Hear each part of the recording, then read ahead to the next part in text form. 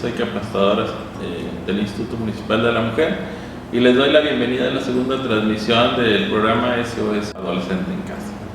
En esta ocasión pues vamos a hablar sobre el duelo y el manejo de los cambios que estamos teniendo ante esta situación de pandemia del COVID-19 y esta nueva normalidad a la que nos estamos adaptando.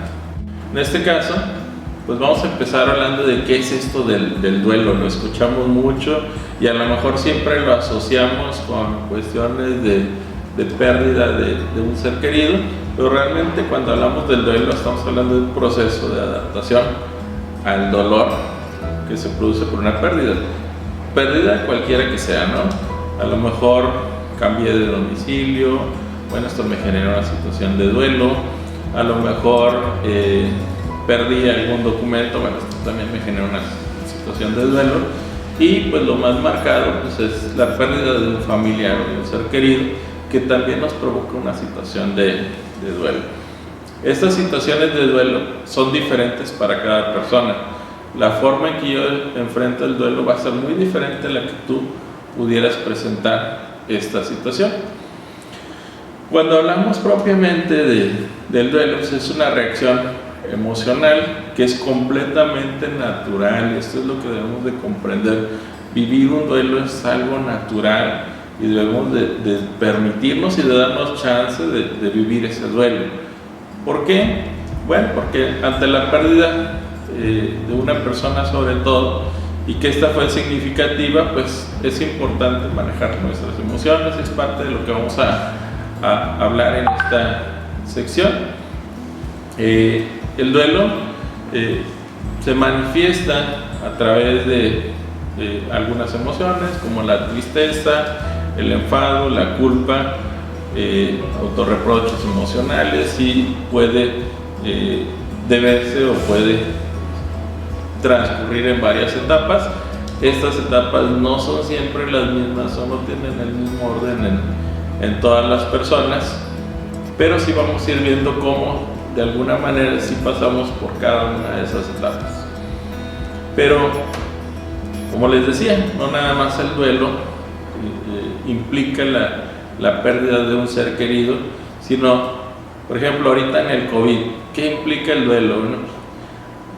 Lo primero, vemos en la parte superior, pues perdemos la forma de vida que teníamos. Ahora tenemos que permanecer en casa, ahora tenemos que estar a distancia, ahora tenemos que usar un cubrebocas, etcétera, etcétera, ¿no? Entonces perdemos esa parte de la forma de vida que teníamos. También podemos enfrentar el duelo por la ruptura de una pareja, porque a lo mejor ahorita ya no podemos regresar a la escuela y tenemos que tomar clases en línea, y esto implica un proceso de duelo, ¿verdad?, que ahorita estamos viviendo.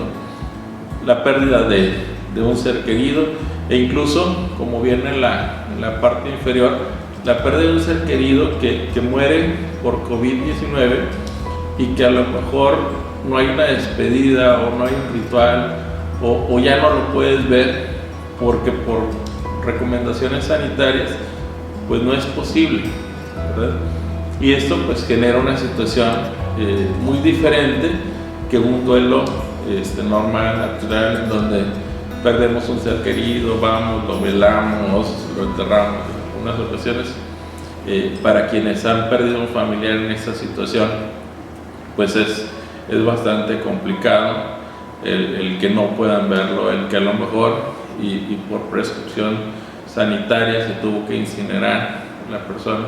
Son situaciones que ahorita estamos viviendo que están afectando muchísimo a la sociedad en general, y no están exentos ustedes como jóvenes. Hablamos de que el duelo es algo natural, cumple una función adaptativa, ¿no? Si vieron la película Intensamente, donde prácticamente se basaba en cuál era la función de la tristeza, ¿verdad? Y el duelo cumple esa función de adaptarse a una nueva situación por medio de una pérdida, ¿verdad? La mayoría de los casos de duelo pues no requieren alguna intervención digamos, a través de un medicamento, a través de un fármaco, sino que solito va pasando el proceso.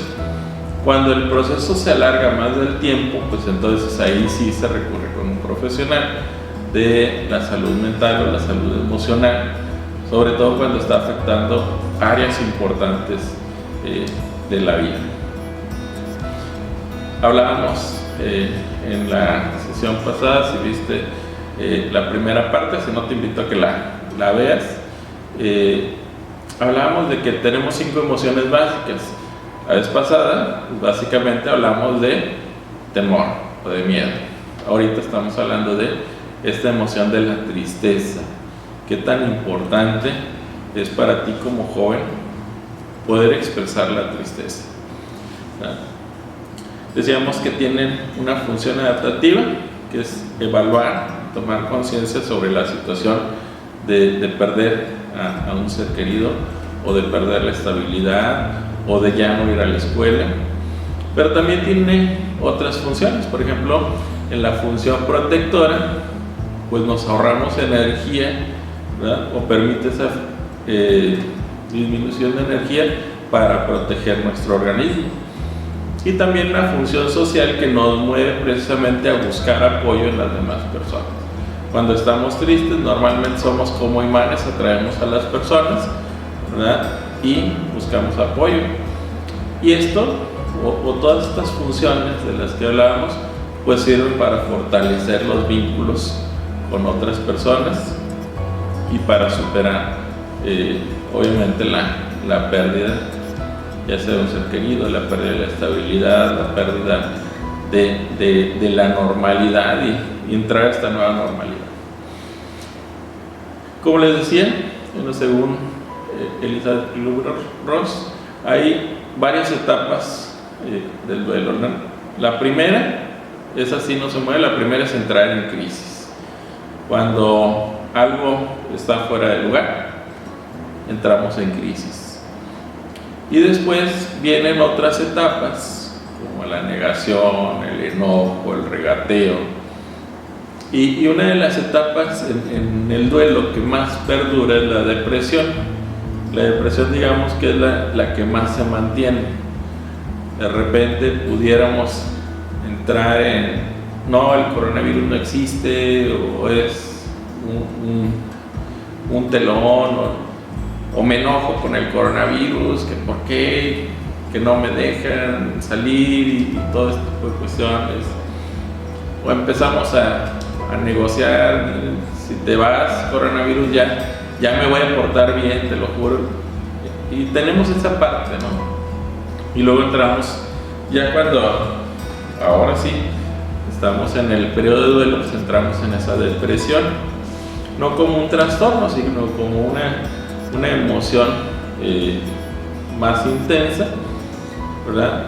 Y después de esta depresión, pues viene lo que es la aceptación, es decir, el llegar a aceptar esta situación, el llegar a aceptar la pérdida de un ser querido, el llegar a aceptar que el coronavirus existe y que tengo que protegerme, llegar a aceptar que ahora las clases son en línea y pues tengo que adaptarme a esta situación.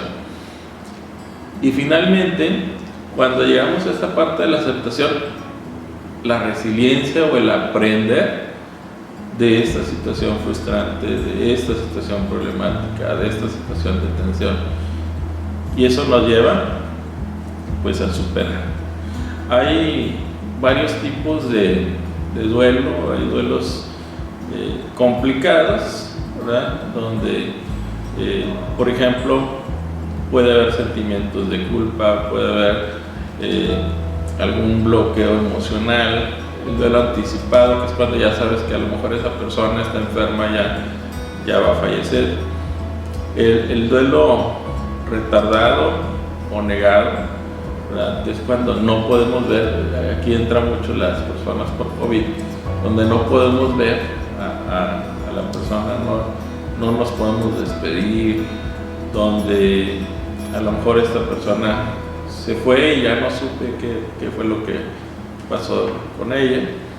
Y el duelo crónico ya cuando se convierte en una depresión, ya cuando está afectando varias áreas de tu vida, en donde ya este duelo, pues ahora sí se convierte en una patología y hay que tratarlo por medio de especialistas.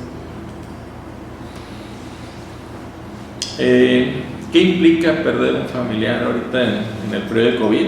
Bueno, pues son muertes inesperadas que traen consigo estados de shock, que agudizan el equilibrio de las emociones, provocando precisamente que éstas pues no tengan una estabilidad o se desequilibren. Genera duelos de otra naturaleza, diferentes a la pérdida de un familiar por una enfermedad, por un accidente. Bueno, ya las tengo contempladas, pero por coronavirus, no, ¿verdad?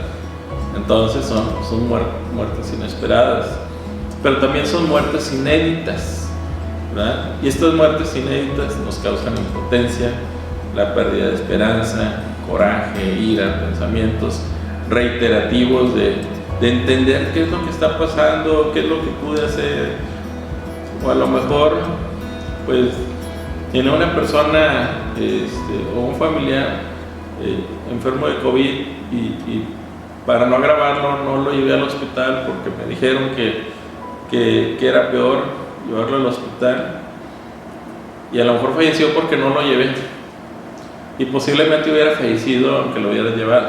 Entonces son situaciones inéditas porque ni los médicos ahorita saben a ciencia cierta un tratamiento eficaz para el COVID. Y pensamientos o estados de depresión y ansiedad constante, ¿no? cuando son muertes inéditas, es decir, ahora es el post-COVID, después de haber perdido un familiar, buscar la estabilidad, que en muchas ocasiones genera, aparte de esta depresión, pues genera estados de ansiedad, incluso en las personas recuperadas, donde a lo mejor tienen algunas crisis o ataques de pánico. Y en el caso, por ejemplo, de las muertes por COVID, bueno, pues también nos adentramos a otras situaciones que son los rituales funerarios, que son diferentes, en donde a lo mejor no hay un entierro, o si hay un entierro, no puedes ver o no puedes abrir el féretro de la persona. Las recomendaciones de sana distancia, a lo mejor no todos pueden estar para despedirse de tu ser querido, o no pueden haber abrazos dentro de los velorios, y que se tengan que tomar muchas medidas de seguridad. Les voy a platicar 7 claves para la vuelta a la normalidad, ¿verdad? La primera, pues entender que la adaptación a la nueva normalidad no es resignarse, no es acatar, ni es un acto de sumisión, sino es adaptarnos a esta nueva situación.